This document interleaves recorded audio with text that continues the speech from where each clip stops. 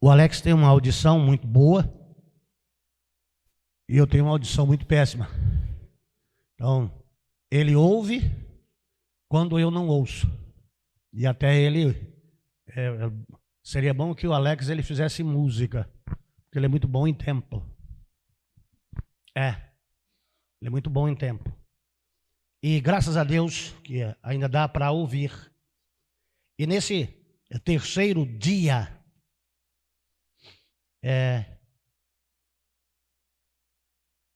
a palavra forte, a palavra-chave que vem para o nosso ensino neste milagre de Jesus Cristo é: não temas. E usando de jogo de palavras, não há prejuízo nenhum neste texto dizer não temas quando não temos.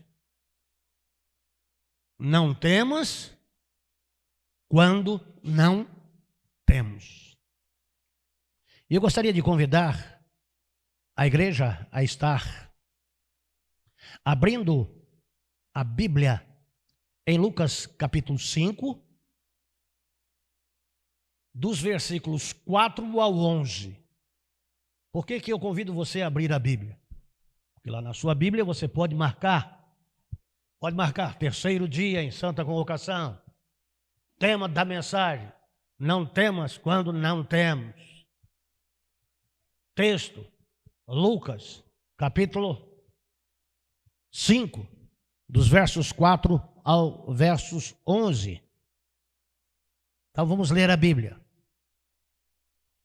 E quando acabou de falar, disse a Simão: faze-te ao mar alto e lançai as vossas redes para pescar. E respondendo Simão, disse-lhe: mestre, havendo trabalhado toda a noite, nada apanhamos, mas sobre a tua palavra lançarei a rede. E fazendo assim, colheram tão grande quantidade de peixes que até a sua rede se rompia. E fizeram sinal aos companheiros que estavam no outro barco para que viessem os ajudar. E vieram. E encheram ambos os barcos de tal maneira que quase iam a pique. E vendo isto, Simão Pedro prostrou-se de joelhos aos pés de Jesus, dizendo: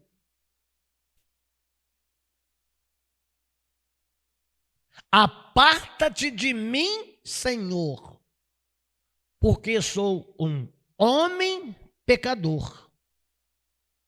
Porque o espanto tinha se apoderado dele e de todos os que com ele estavam, por causa da pesca dos peixes que haviam feito.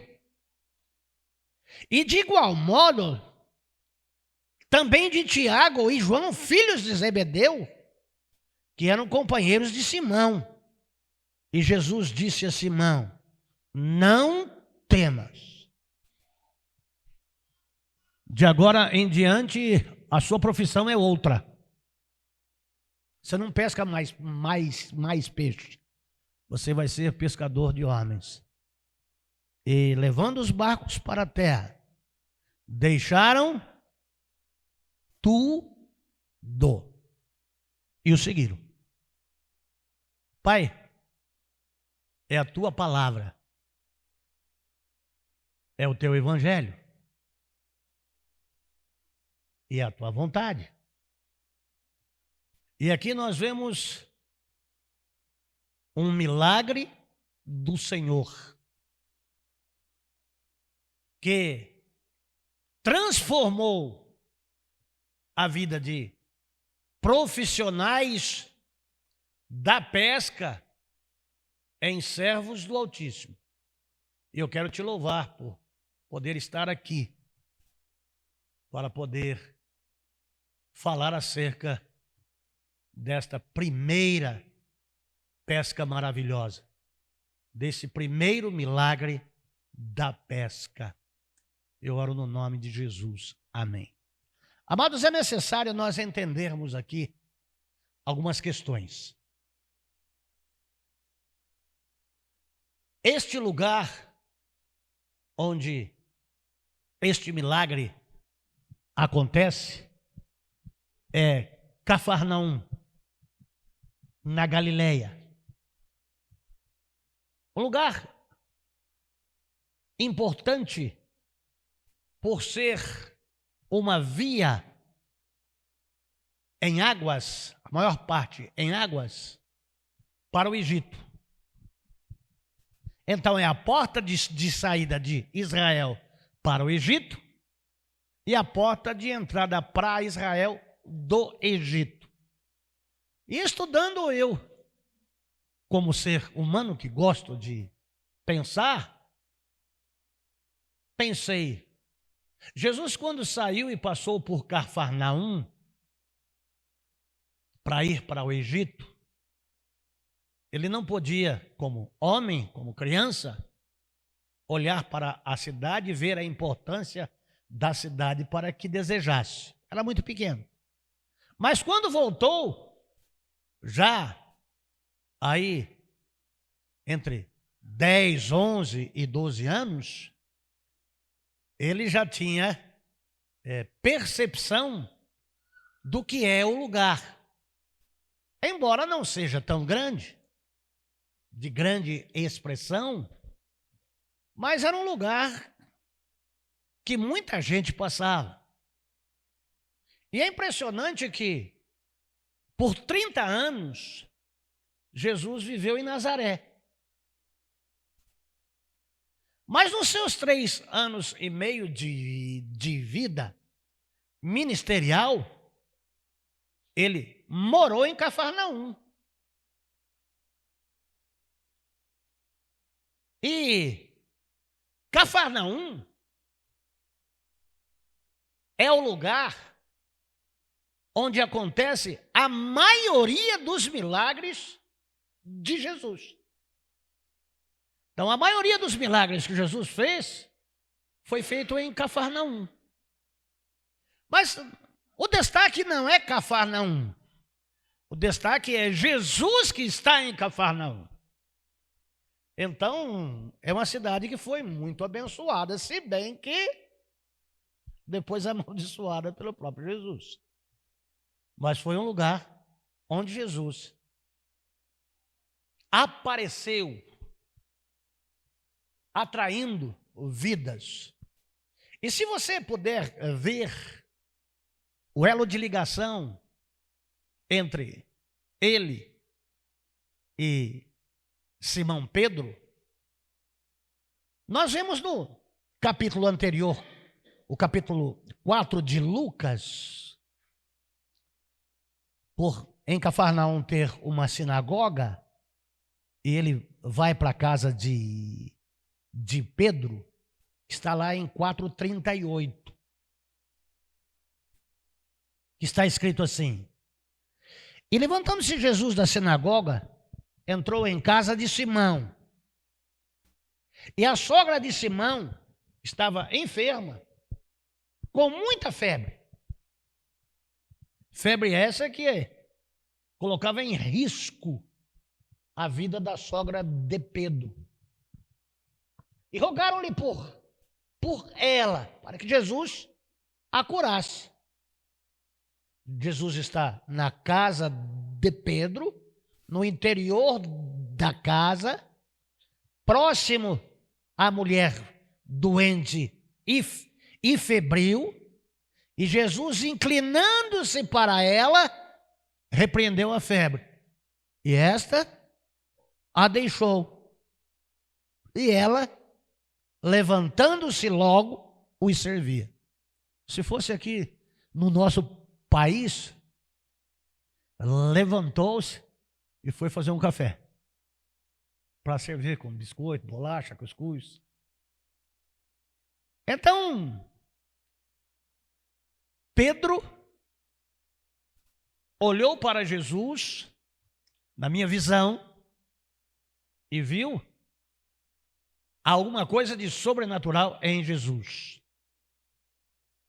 E é impressionante que Jesus, ele continua, e ele usava do expediente de entrar para não ser espremido pelas pessoas, dentro do mar em uma embarcação. Como Pedro, André, Tiago e João eram pescadores e tinham barcos, em um dos barcos, Jesus se afasta um pouco da multidão, porque a fama veio, porque anteriormente ele já havia operado outros milagres. Você pode começar a ler aí do capítulo 3 em diante, você vai ver que Jesus, ele curou, expulsou demônios, e aí vem ele lá na sinagoga ensinando, os escribas e os fariseus jogam ele para fora, expulsam ele do templo, então ele vai ensinar na praia. E ele usa a embarcação de Pedro. Eu quero dizer para os irmãos que nós ficamos devendo às pessoas. Isso é até comum. Mas Deus não deve nada a ninguém. Do Senhor é a terra e a sua plenitude, o mundo e os que nele habitam. O fato é de que, após Jesus ter ensinado às multidões, as pescas, elas ocorriam e ocorrem até hoje noturnamente. Você que vai aí ao litoral, que gosta de comprar peixe, você não adianta ir cedo. É a hora que o pessoal começa a chegar lá na praia, entre 9 e 9h30, mas trabalharam a noite inteira. E nesta noite que se seguiu a cura da sogra dele, do ensino dele durante o dia, naquele barco onde Pedro vai pescar, e o pescar é um trabalho insalubre, pode estar fazendo frio, pode estar fazendo calor, pode estar chovendo, pode ter lua cheia, lua minguante, eles vão para o mar. E ali não era um mar, ali era um grande lago de 16 quilômetros por 13 quilômetros, mas e de água doce. E eles trabalham a noite inteira e voltam sem nenhum peixe. Imagina você trabalhar e não ter resultado. O fruto do seu trabalho. Do que vive um pescador? Do peixe. Do que ele subsiste? Da pesca. Se a pesca vai bem, a família vai bem. Nós que somos do Planalto, gostamos de ir para o litoral e comer peixe. Mas quem está lá embaixo quer comer carne. E para comer carne tem que gastar dinheiro. Não é só de peixe que as pessoas vivem. Mas os pescadores vivem de peixe. E o que faltou para eles? Peixe. Mas Jesus já morava em Cafarnaum. Jesus já os observava. Jesus se aproximou deles porque tinha um projeto de vida para eles. Deixa eu dizer uma coisa para todos nós que estamos aqui, você que está nos ouvindo agora aí.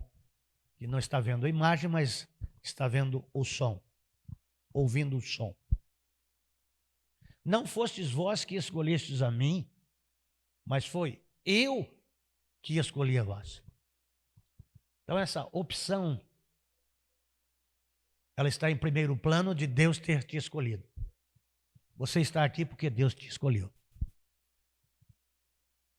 E Jesus está ali, porque o objetivo de Jesus não é peixe. O objetivo de Jesus não é comércio. O objetivo de Jesus é anunciar o evangelho do reino, a salvação. É mostrar que existe um Deus, mas que também existe o maligno. E aqui tem alguém em uma sinagoga que Jesus expulsa o diabo desta pessoa na sinagoga.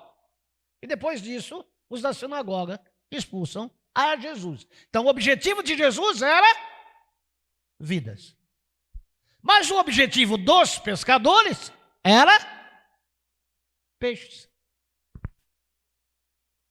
Qual é o seu objetivo?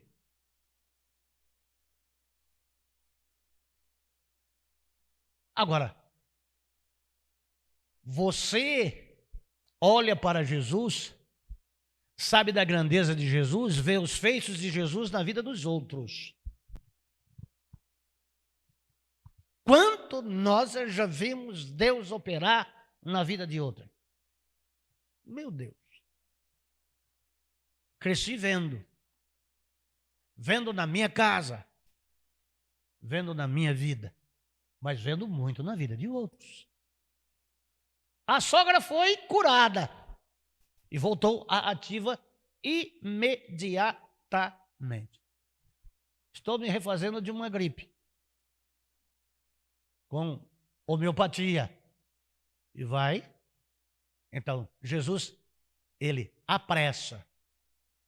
Não havia peixe no mar da Galileia? Havia. Mas não havia peixe nas redes para serem transportadas para o barco, do barco para o mercado, para que eles pudessem ter sustento.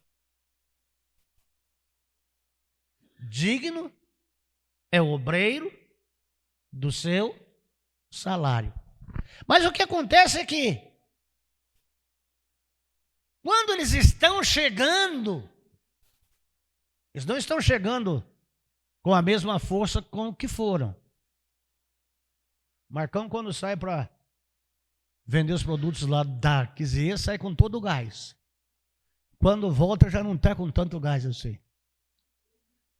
Principalmente quando não vende ou quando não recebe. Quando está precisando daquela graninha.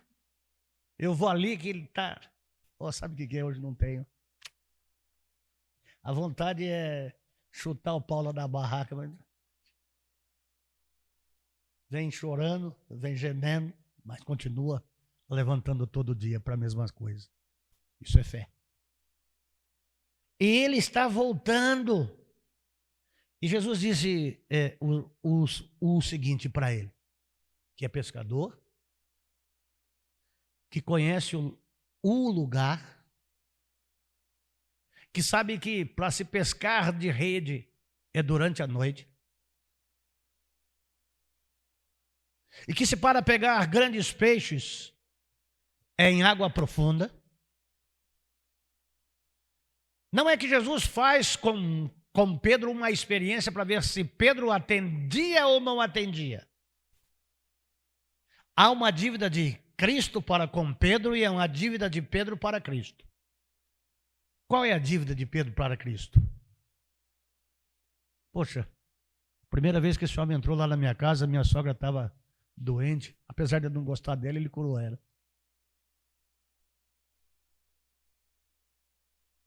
A minha sogra pode não ser lá grande coisa, mas aquilo que ela prepara é tão gostoso que ela voltou a cozinhar outra vez.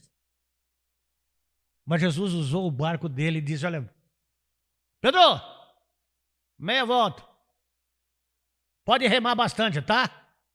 A hora que estiver lá no alto, joga as redes do lado direito. Pedro nunca tinha atendido a ninguém.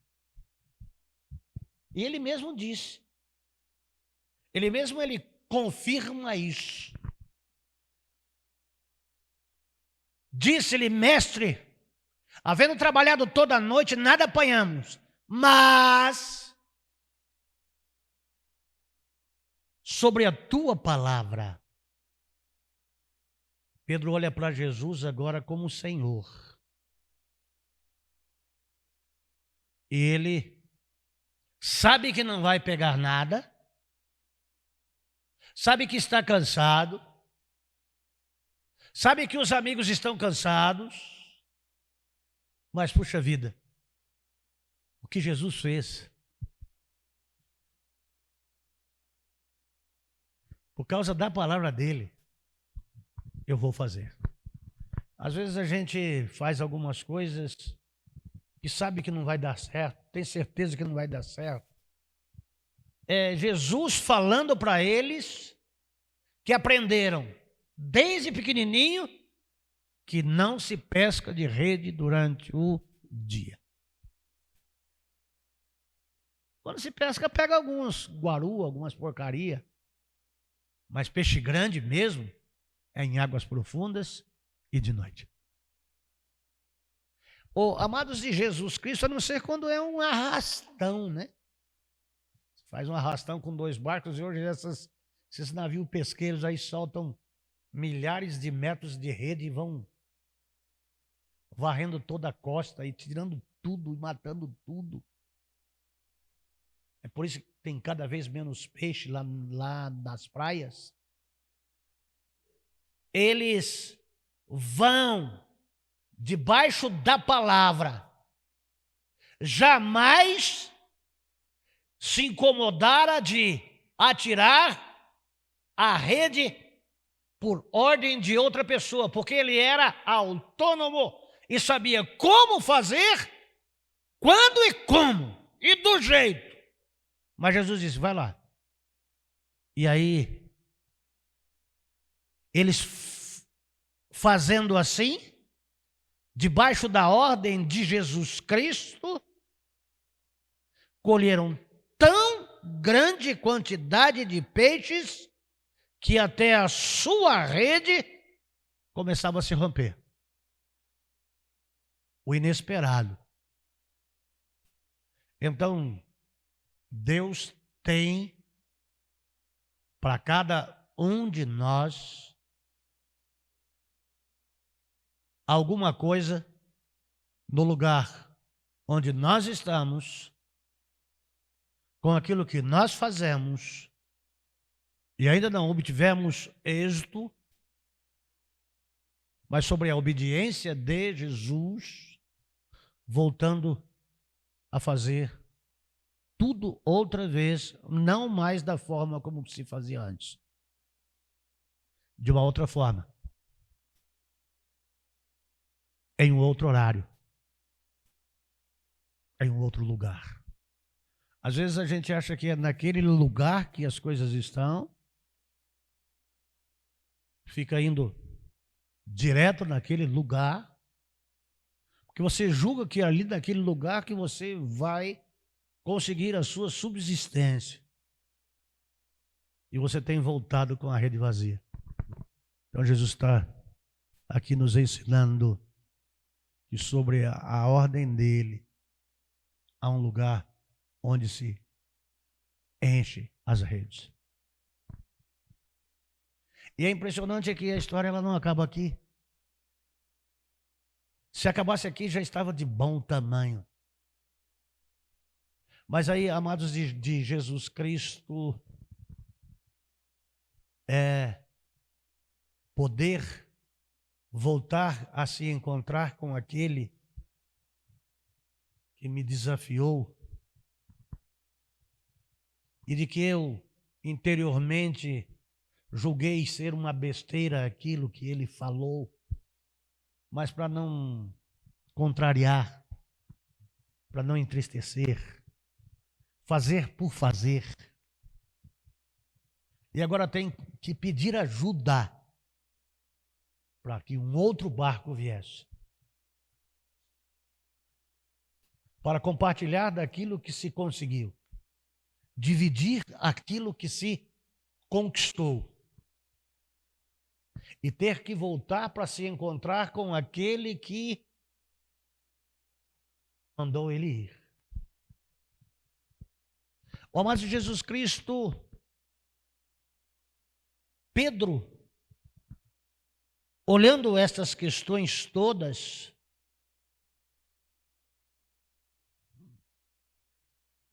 a ação de Pedro foi ao chegar à presença de Jesus Cristo, é se dobrar diante dele. Em oração. Com muito medo. Se ele tem poder de fazer eu ir e colher, ele tem poder sobre tudo e sobre todos. Eu estou perdido. Olha de quem eu duvidei. Às vezes nós duvidamos do poder que Deus tem. E subestimamos o poder de Deus.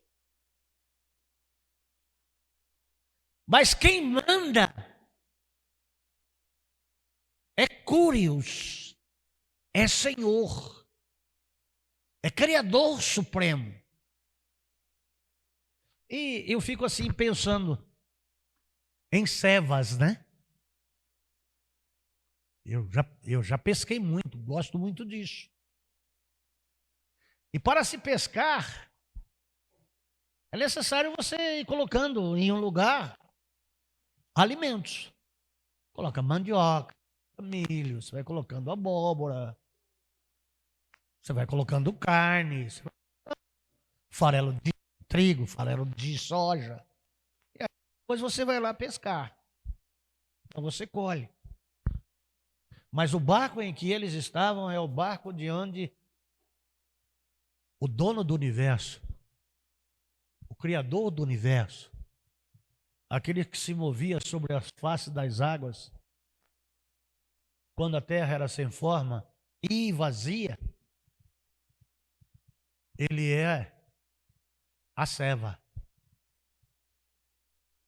O barco que ele esteve, que atraiu as multidões para ouvirem a palavra,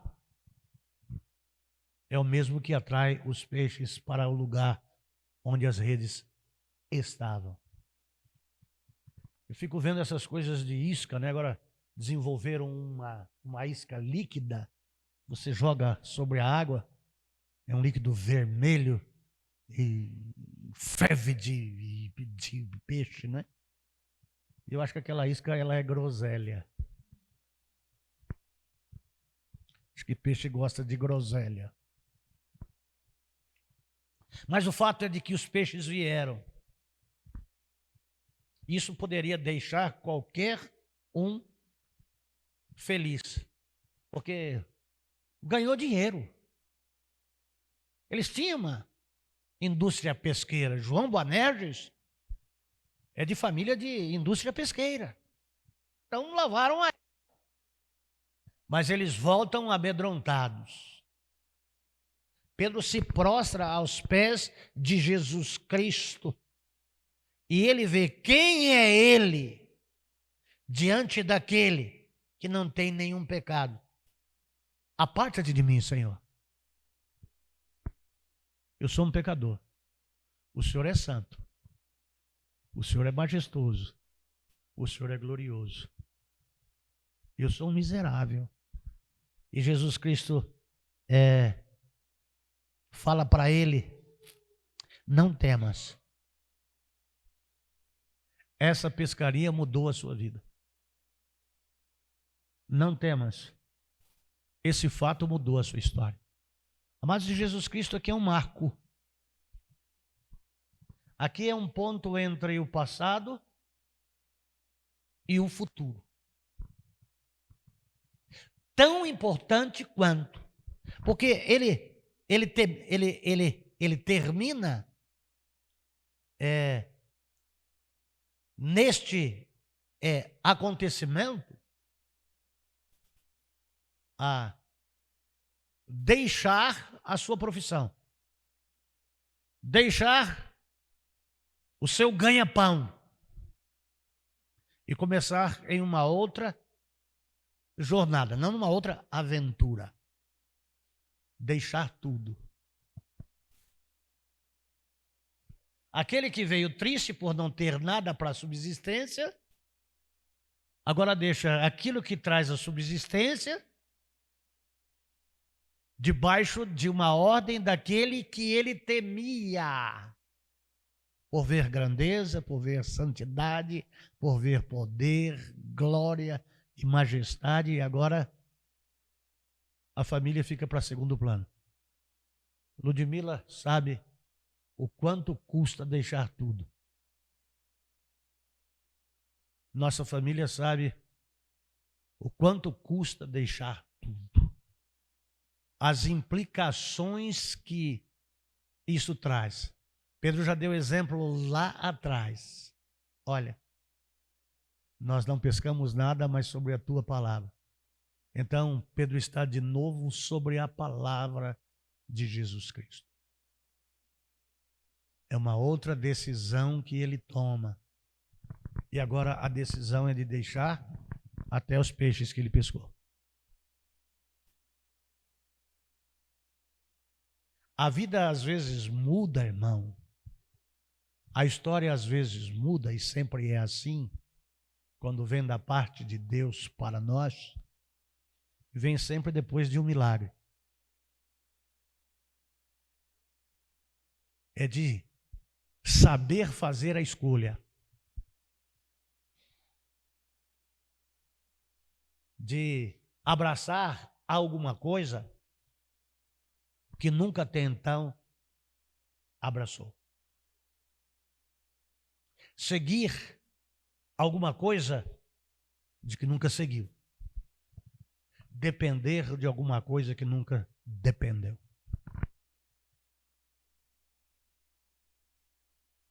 E aqui nós podemos ver, com todas as características de Pedro, nós podemos ver que Pedro é um homem de fé. E nós podemos ver também que esse fragmento de pedra, ele é submisso a Deus. Amados de Jesus Cristo, às vezes, para que algum milagre aconteça na nossa vida, tem que haver submissão. Estar debaixo de autoridade. Porque nós somos autônomos. Nós não temos patrão. Ninguém manda de mim. Eu faço o que me dá na telha. No Evangelho não é assim. E o próprio Senhor Jesus Cristo nos ensinou lá no Monte da Agonia. Se for possível, passa de mim esse cálice, mas contudo seja feita a sua vontade. É estar debaixo de. Importa que ele cresça e que eu diminua. Então, para ter uma mudança na sua vida, você que é orelha seca, você que é orelha dura, que não obedeceu pai, que não obedeceu mãe, que não vai na conversa de ninguém, que eu faço o que dá lá na telha. Com Jesus é diferente. Pedro vê o senhorio de Jesus e se dobra diante de Jesus. Eu não me dobro diante de ninguém.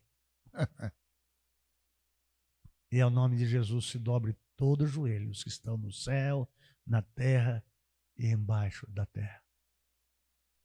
Então, quando Jesus diz alguma coisa, para tudo o que você está fazendo. E reconheça como Pedro reconheceu. Eu sou um pecador. Eu sou um pecador. Um incrédulo. Mas, sobre essa tua palavra,